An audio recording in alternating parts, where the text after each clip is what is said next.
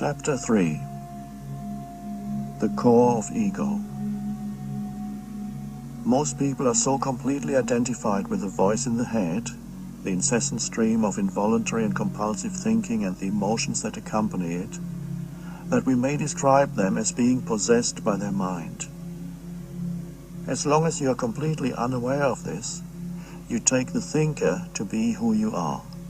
This is the egoic mind. We call it egoic because there is a sense of self, of I, ego, in every thought, every memory, every interpretation, opinion, viewpoint, reaction, emotion. This is unconsciousness, spiritually speaking. Your thinking, the content of your mind, is of course conditioned by the past, your upbringing, culture, family background, and so on. The central core of all your mind activity consists of certain repetitive and persistent thoughts, emotions, and reactive patterns that you identify with most strongly. This entity is the ego itself. In most cases, when you say I, it is the ego speaking, not you, as we've seen. It consists of thought and emotion, of a bundle of memories you identify with as me and my story, of habitual roles you play without knowing it, of collective identifications such as nationality, religion, race, social class, or political allegiance.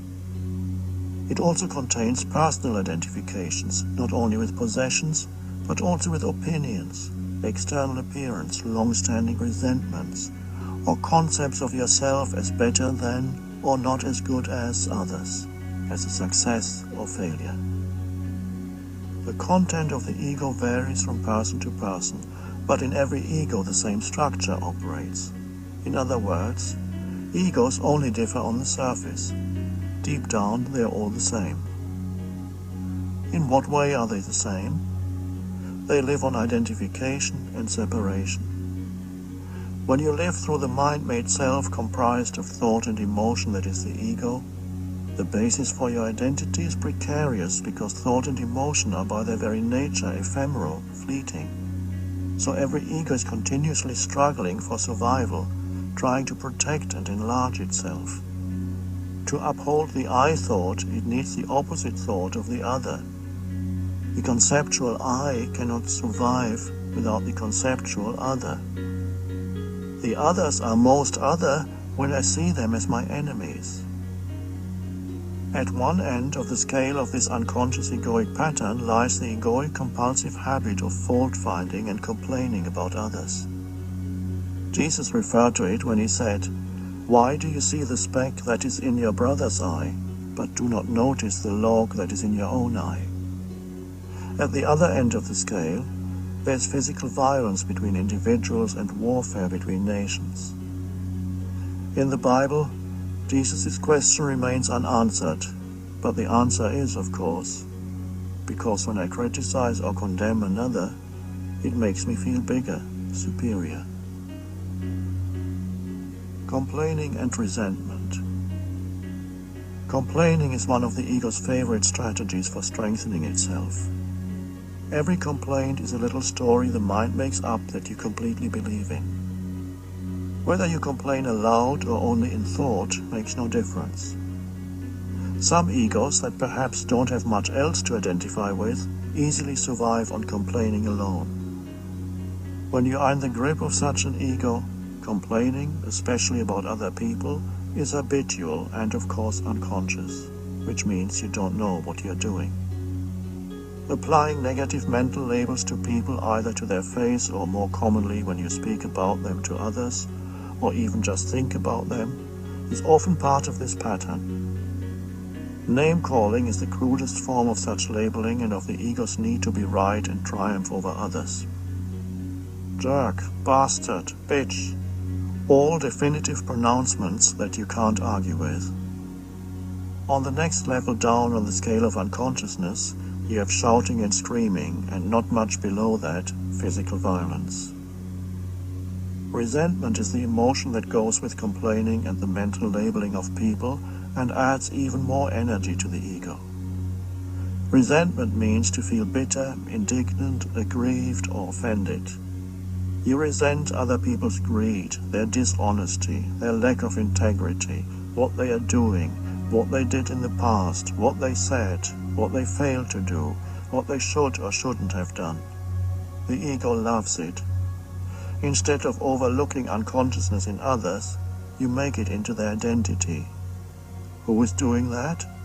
The unconsciousness in you, the ego. Sometimes the fault that you perceive in another isn't even there. It is a total misinterpretation, a projection by a mind conditioned to see enemies and to make itself right or superior. At other times, the fault may be there, but by focusing on it, sometimes to the exclusion of everything else, you amplify it. And what you react to in another, you strengthen in yourself. Non-reaction to the ego in others is one of the most effective ways not only of going beyond ego in yourself, but also of dissolving the collective human ego. But you can only be in a state of non-reaction if you can recognize someone's behavior as coming from the ego, as being an expression of the collective human dysfunction. When you realize it's not personal, there's no longer a compulsion to react as if it were. By not reacting to the ego, you will often be able to bring out the sanity in others, which is the unconditioned consciousness as opposed to the conditioned. At times, you may have to take practical steps to protect yourself from deeply unconscious people. This you can do without making them into enemies. Your greatest protection, however, is being conscious. Somebody becomes an enemy if you personalize the unconsciousness that is the ego. Non-reaction is not weakness, but strength. Another word for non-reaction is forgiveness. To forgive is to overlook, or rather to look through. You look through the ego to the sanity that is in every human being as his or her essence. The ego loves to complain and feel resentful not only about other people, but also about situations. What you can do to a person, you can also do to a situation. Make it into an enemy. The implication is always, this should not be happening. I don't want to be here. I don't want to be doing this. I'm being treated unfairly. And the ego's greatest enemy of all is, of course, the present moment, which is to say, life itself. Complaining is not to be confused with informing someone of a mistake or deficiency so that it can be put right. And to refrain from complaining doesn't necessarily mean putting up with bad quality or behavior. There's no ego in telling the waiter that your soup is cold and needs to be heated up, if you stick to the facts, which are always neutral. How dare you serve me cold soup? That's complaining. There's a me here that loves to feel personally offended by the cold soup and is going to make the most of it. A me that enjoys making someone wrong. The complaining we are talking about is in the service of the ego, not of change. Sometimes it becomes obvious that the ego doesn't really want change, so that it can go on complaining.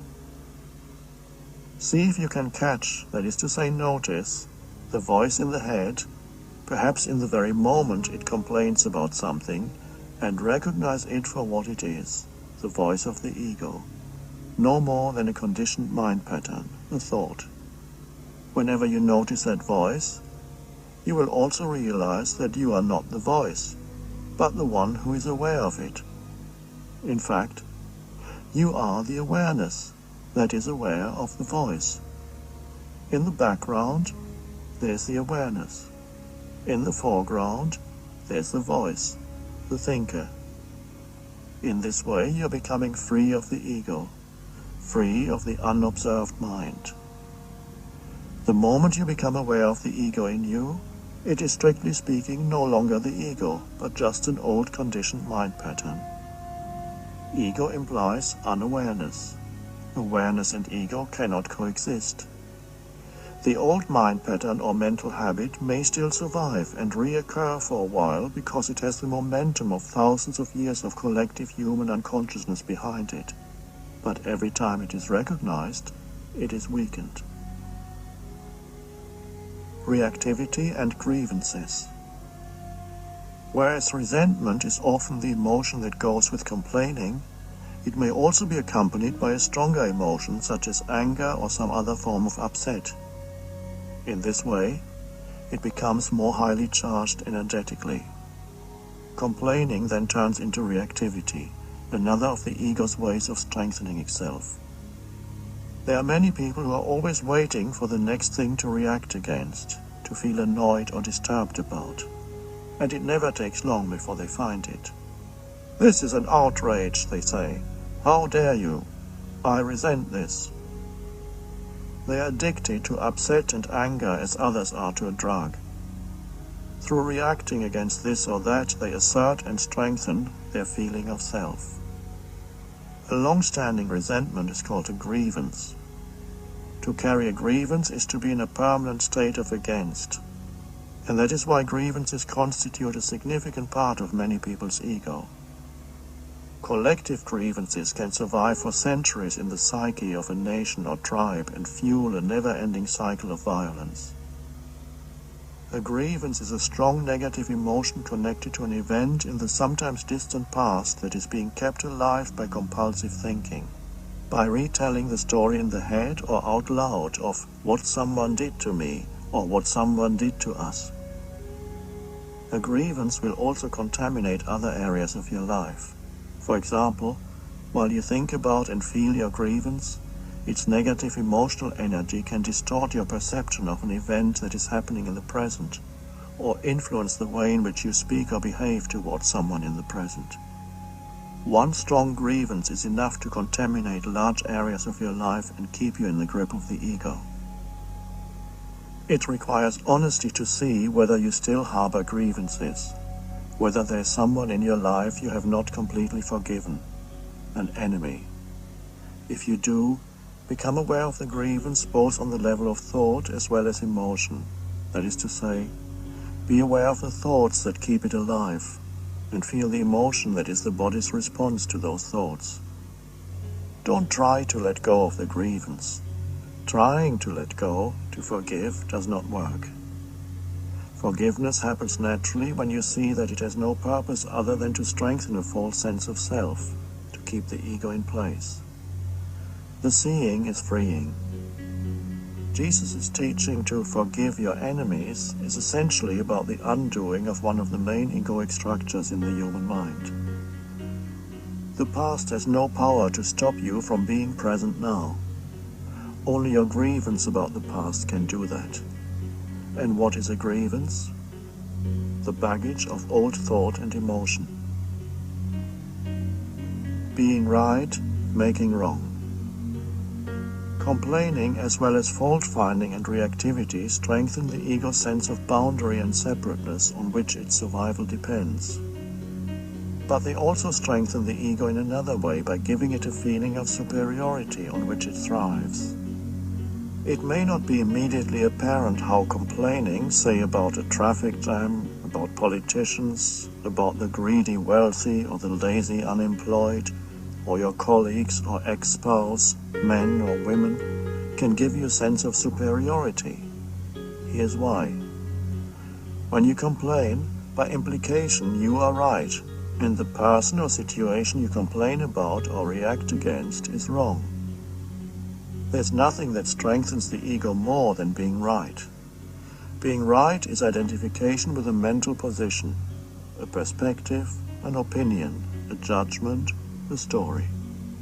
For you to be right, of course, you need someone else to be wrong. And so the ego loves to make wrong in order to be right.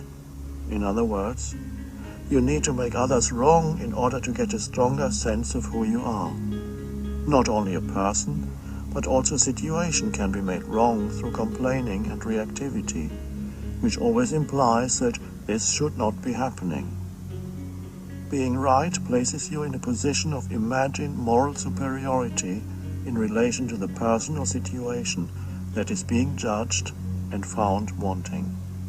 It is that sense of superiority the ego craves and through which it enhances itself. In defense of an illusion. Facts undoubtedly exist. If you say, light travels faster than sound, and someone else says the opposite is the case, you are obviously right and he is wrong. The simple observation that lightning precedes thunder could confirm this.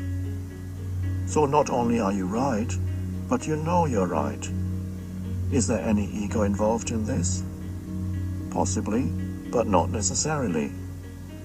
If you're simply stating what you know to be true, the ego is not involved at all, because there's no identification. Identification with what? With mind and a mental position. Such identification, however, can easily creep in. If you find yourself saying, "Believe me, I know," or "Why do you never believe me?" then the ego has already crept in. It is hiding in the little word me. The simple statement, "Light is faster than sound," although true, is now in the service of illusion, of ego. It has become contaminated with a false sense of I.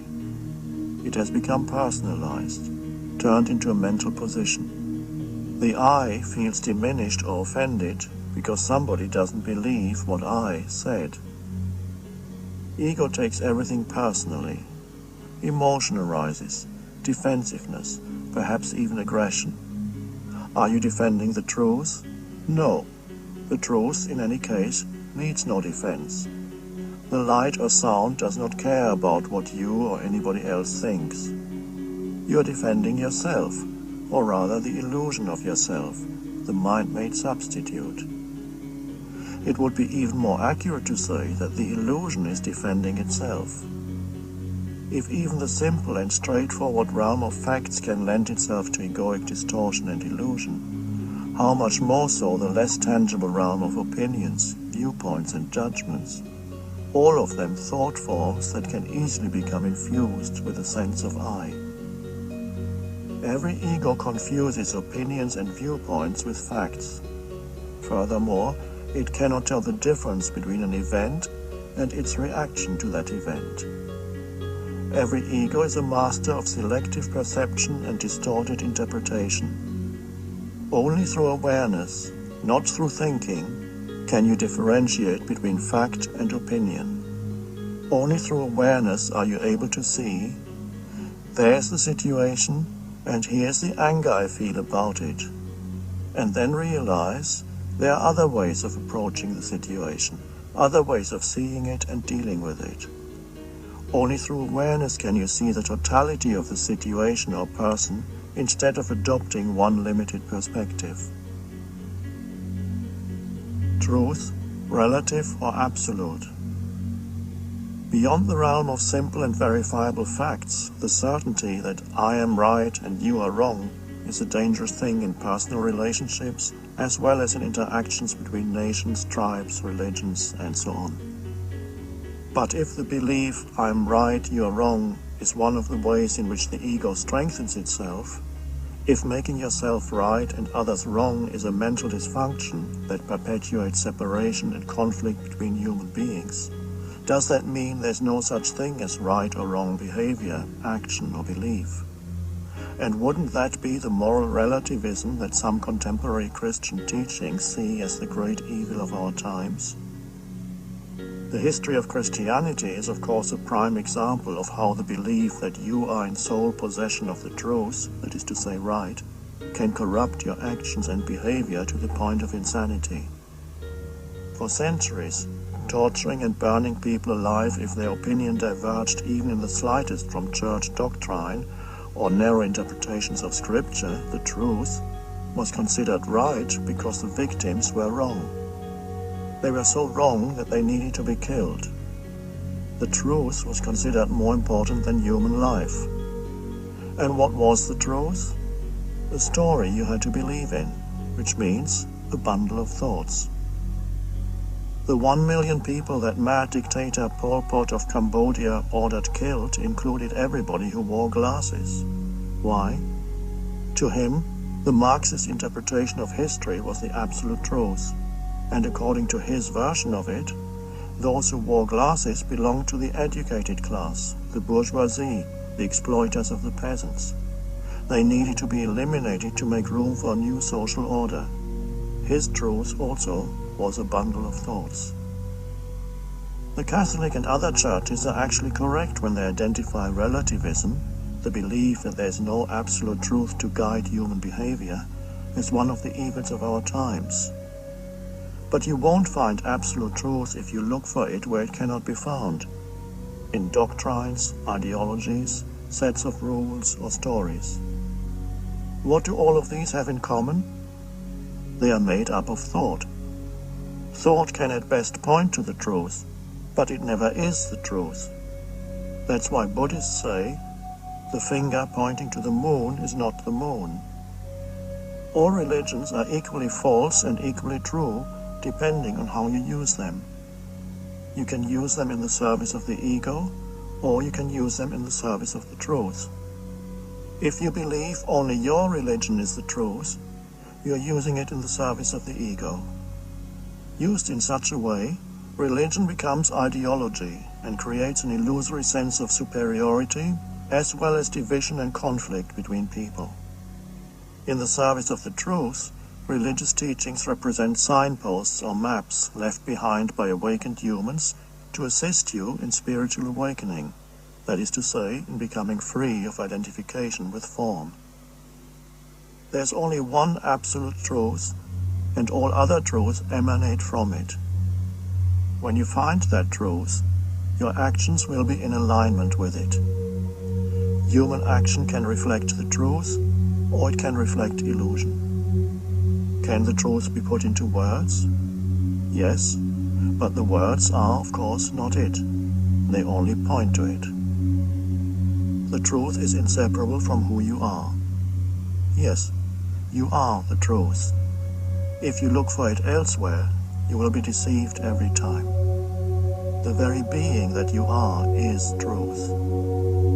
Jesus tried to convey that when he said, I am the way and the truth and the life.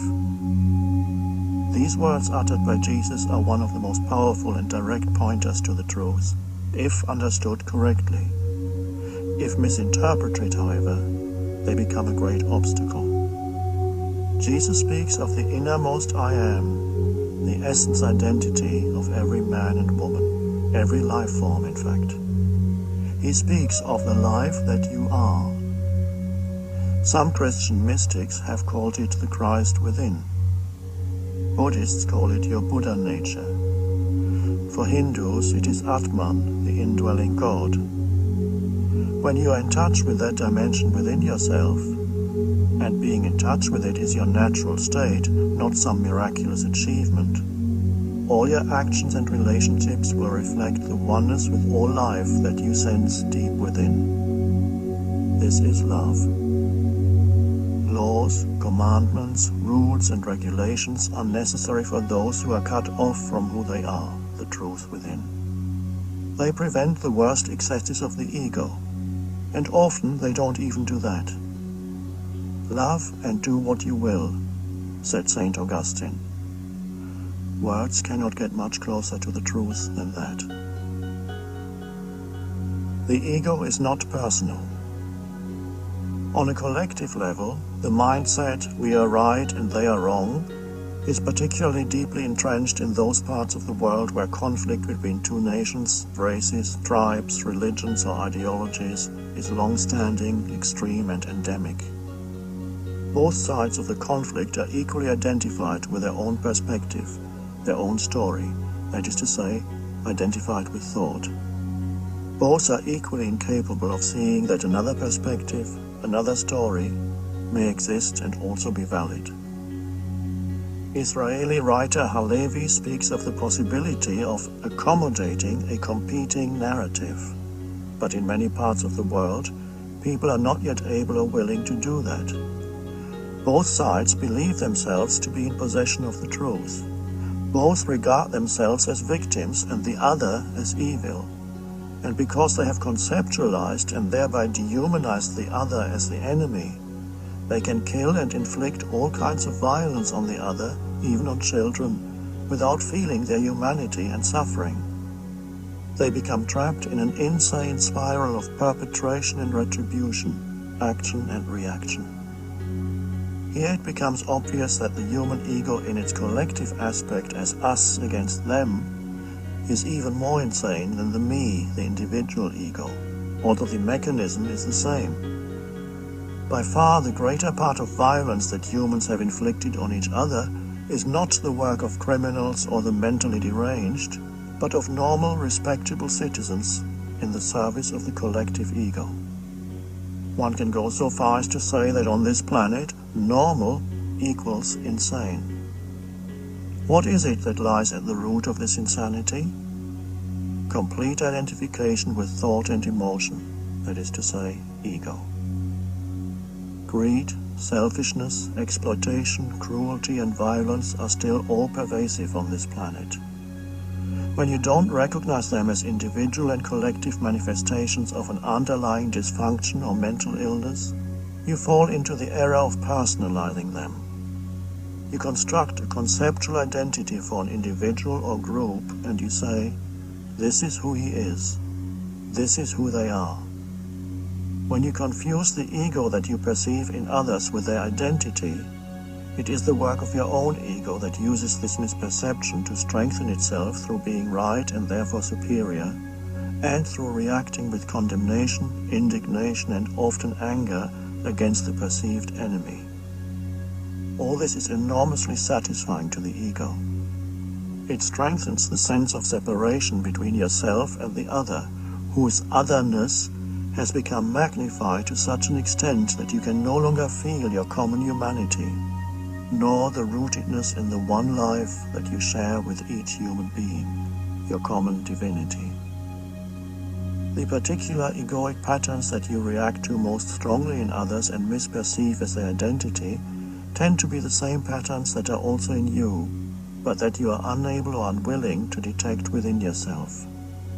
In that sense, you have much to learn from your enemies. What is it in them that you find most upsetting, most disturbing? Their selfishness, their greed, their need for power and control, their insincerity, dishonesty, propensity to violence, or whatever it may be? Anything that you resent and strongly react to in another is also in you. But it is no more than a form of ego, and as such, it is completely impersonal. It has nothing to do with who that person is, nor has it anything to do with who you are. Only if you mistake it for who you are, can observing it within you be threatening to your sense of self. War is a mindset. In certain cases, you may need to protect yourself or someone else from being harmed by another. But beware of making it your mission to eradicate evil, as you are likely to turn into the very thing you are fighting against. Fighting unconsciousness will draw you into unconsciousness yourself. Unconsciousness, dysfunctional egoic behavior, can never be defeated by attacking it. Even if you defeat your opponent, the unconsciousness will simply have moved into you, or the opponent reappears in a new disguise.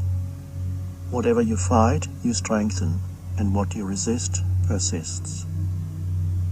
These days you frequently hear the expression, the war against this or that. And whenever I hear it, I know that it is condemned to failure. There's the war against drugs, the war against crime, the war against terrorism, the war against cancer, the war against poverty, and so on. For example, despite the war against crime and drugs, there's been a dramatic increase in crime and drug-related offenses in the past 25 years. The prison population of the United States has gone up from just under 300,000 in 1980 to a staggering 2.1 million in 2004. The war against disease has given us, amongst other things, antibiotics. At first, they were spectacularly successful, seemingly enabling us to win the war against infectious diseases. Now, many experts agree that the widespread and indiscriminate use of antibiotics has created a time bomb, and that antibiotic-resistant strains of bacteria, so-called superbugs, will in all likelihood bring about a re-emergence of those diseases and possibly epidemics. According to the Journal of the American Medical Association, medical treatment is the third leading cause of death after heart disease and cancer in the United States. Homeopathy and Chinese medicine are two examples of possible alternative approaches to disease that do not treat the illness as an enemy and therefore do not create new diseases. War is a mindset, and all action that comes out of such a mindset will either strengthen the enemy, the perceived evil, or, if the war is won, will create a new enemy, a new evil, equal to and often worse than the one that was defeated. There is a deep interrelatedness between your state of consciousness and external reality. When you are in the grip of a mindset such as war, your perceptions become extremely selective as well as distorted. In other words, you will see only what you want to see and then misinterpret it. You can imagine what kind of action comes out of such a delusional system. Or, instead of imagining it, watch the news on TV tonight. Recognize the ego for what it is, a collective dysfunction, the insanity of the human mind. When you recognize it for what it is, you no longer misperceive it as somebody's identity. Once you see the ego for what it is, it becomes much easier to remain non-reactive towards it. You don't take it personally anymore. There's no complaining, blaming, accusing, or making wrong. Nobody is wrong. It is the ego in someone, that's all. Compassion arises when you recognize that all are suffering from the same sickness of the mind, some more acutely than others. You do not fuel the drama anymore that is part of all egoic relationships. What is its fuel? Reactivity. The ego thrives on it. Do you want peace or drama? You want peace. There's no one who does not want peace. Yet there's something else in you that wants the drama, wants the conflict. You may not be able to feel it at this moment. You may have to wait for a situation or even just a thought that triggers a reaction in you. Someone accusing you of this or that, not acknowledging you, encroaching on your territory, questioning the way you do things, an argument about money. Can you then feel the enormous surge of force moving through you, the fear, perhaps being masked by anger or hostility? Can you hear your own voice becoming harsh or shrill, or louder and a few octaves lower? Can you be aware of your mind racing to defend its position, justify, attack, blame? In other words, can you awaken at that moment of unconsciousness? Can you feel that there's something in you that is at war, something that feels threatened and wants to survive at all cost, that needs the drama in order to assert its identity as the victorious character within that theatrical production? Can you feel there's something in you that would rather be right than at peace? Beyond ego, your true identity. When the ego is at war, know that it is no more than an illusion that is fighting to survive. That illusion thinks it is you. It is not easy at first to be there as the witnessing presence, especially when the ego is in survival mode or some emotional pattern from the past has become activated. But once you've had a taste of it, you will grow in presence power, and the ego will lose its grip on you. And so a power comes into your life that is far greater than the ego, greater than the mind. All that is required to become free of the ego is to be aware of it, since awareness and ego are incompatible. Awareness is the power that is concealed within the present moment. This is why we may also call it presence. The ultimate purpose of human existence, which is to say your purpose, is to bring that power into this world. And this is also why becoming free of the ego cannot be made into a goal to be attained at some point in the future. Only presence can free you of the ego, and you can only be present now, not yesterday or tomorrow. Only presence can undo the past in you and thus transform your state of consciousness. What is spiritual realization? The belief that you are spirit? No, that's a thought. A little closer to the truth than the thought that believes you are who your birth certificate says you are, but still a thought. Spiritual realization is to see clearly that what I perceive, experience, think or feel is ultimately not who I am, that I cannot find myself in all those things that continuously pass away. The Buddha was probably the first human being to see this clearly, and so anatta, no self, became one of the central points of his teaching. And when Jesus said, "Deny thyself," what he meant was, negate and thus undo the illusion of self. If the self, the ego, were truly who I am, it would be absurd to deny it. What remains is the light of consciousness in which perceptions, experiences, thoughts and feelings come and go. That is being. That is the deeper, true I. When I know myself as that, whatever happens in my life is no longer of absolute, but only of relative importance. I honor it, but it loses its absolute seriousness, its heaviness. The only thing that ultimately matters is this: can I sense my essential beingness, the I am, in the background of my life at all times? To be more accurate, can I sense the I am that I am at this moment? Can I sense my essential identity as consciousness itself? Or am I losing myself in what happens, losing myself in the mind, in the world? All structures are unstable.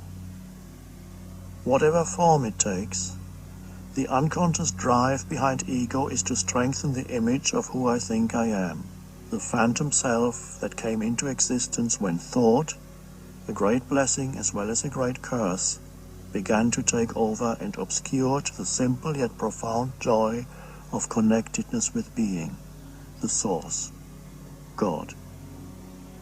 Whatever behavior the ego manifests, the hidden motivating force is always the same: the need to stand out, be special, be in control, the need for power, for attention, for more, and of course, the need to feel a sense of separation, that is to say, the need for opposition, enemies. The ego always wants something from other people or situations. There's always a hidden agenda, always a sense of not enough yet, of insufficiency and lack that needs to be filled. It uses people and situations to get what it wants, and even when it succeeds, it is never satisfied for long. Often it is thwarted in its aims, and for the most part, the gap between I want and what is becomes a constant source of upset and anguish. The famous and now classic pop song, "I Can't Get No Satisfaction," is the song of the ego. The underlying emotion that governs all the activity of the ego is fear. The fear of being nobody, the fear of non-existence, the fear of death. All its activities are ultimately designed to eliminate this fear, but the most the ego can ever do is to cover it up temporarily with an intimate relationship, a new possession, or winning at this or that. Illusion will never satisfy you. Only the truth of who you are, if realized, will set you free. Why fear? Because the ego arises by identification with form, and deep down it knows that no forms are permanent, that they are all fleeting. So there's always a sense of insecurity around the ego, even if on the outside it appears confident. As I was walking with a friend through a beautiful nature reserve near Malibu in California, we came upon the ruins of what had been once a country house, destroyed by fire several decades ago. As we approached the property, long overgrown with trees and all kinds of magnificent plants, there was a sign by the side of the trail put there by the park authorities. It read, "Danger. All structures are unstable." I said to my friend, "That's a profound sutra, sacred scripture." And we stood there in awe. Once you realize and accept that all structures, all forms are unstable, even the seemingly solid material ones, peace arises within you. This is because the recognition of the impermanence of all forms awakens you to the dimension of the formless within yourself, that which is beyond death. Jesus called it eternal life. End of Disc 2. The ego's need to feel superior. There are many subtle but easily overlooked forms of ego that you may observe in other people and, more important, in yourself. Remember, the moment you become aware of the ego in yourself, that emerging awareness is who you are beyond ego, the deeper I. The recognition of the false is already the arising of the real. For example, you are about to tell someone the news of what happened. Guess what? You don't know yet? Let me tell you. If you're alert enough, present enough, you may be able to detect a momentary sense of satisfaction within yourself just before imparting the news, even if it is bad news. It is due to the fact that for a brief moment there is, in the eyes of the ego, an imbalance in your favor between you and the other person. For that brief moment, you know more than the other. The satisfaction that you feel is of the ego, and it is derived from feeling a stronger sense of self relative to the other person. Even if he or she is the president or the pope, you feel superior in that moment because you know more. Many people are addicted to gossiping partly for this reason. In addition, gossiping often carries an element of malicious criticism and judgment of others, and so it also strengthens the ego through the implied but imagined moral superiority that is there whenever you apply a negative judgment to anyone. If someone has more, knows more, or can do more than I, the ego feels threatened because the feeling of less diminishes its imagined sense of self relative to the other. It may then try to restore itself by somehow diminishing, criticizing, or belittling the value of the other person's possessions, knowledge, or abilities. Or the ego may shift its strategy, and instead of competing with the other person, it will enhance itself by association with that person if he or she is important in the eyes of others. Ego and fame. The well-known phenomenon of name-dropping, the casual mention of who you know, is part of the ego's strategy of gaining a superior identity in the eyes of others and therefore in its own eyes, through association with someone important. The bane of being famous in this world is that who you are becomes totally obscured by a collective mental image. Most people you meet want to enhance their identity, the mental image of who they are, through association with you. They themselves may not know that they are not interested in you at all, but only in strengthening their ultimately fictitious sense of self. They believe that through you they can be more. They are looking to complete themselves through you, or rather through the mental image they have of you as a famous person, a larger-than-life collective conceptual identity.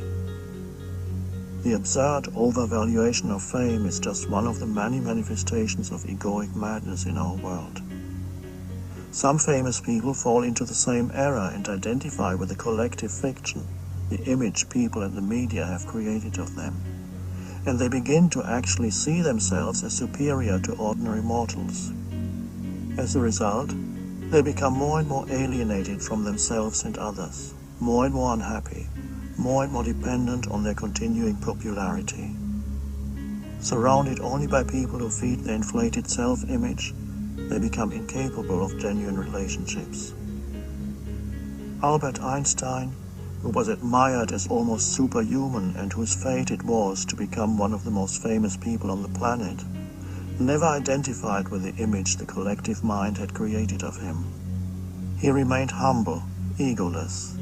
In fact, he spoke of a grotesque contradiction between what people consider to be my achievements and abilities and the reality of who I am and what I am capable of. This is why it is hard for a famous person to be in genuine relationship with others. The genuine relationship is one that is not dominated by the ego with its image-making and self-seeking. In a genuine relationship, there's an outward flow of open, alert attention towards the other person, in which there is no wanting whatsoever. That alert attention is presence. It is the prerequisite for any authentic relationship. The ego always either wants something, or if it believes there's nothing to get from the other, it is in a state of utter indifference. It doesn't care about you. And so, the three predominant states of egoic relationships are wanting, thwarted wanting, anger, resentment, blaming, complaining, and indifference. End of chapter 3.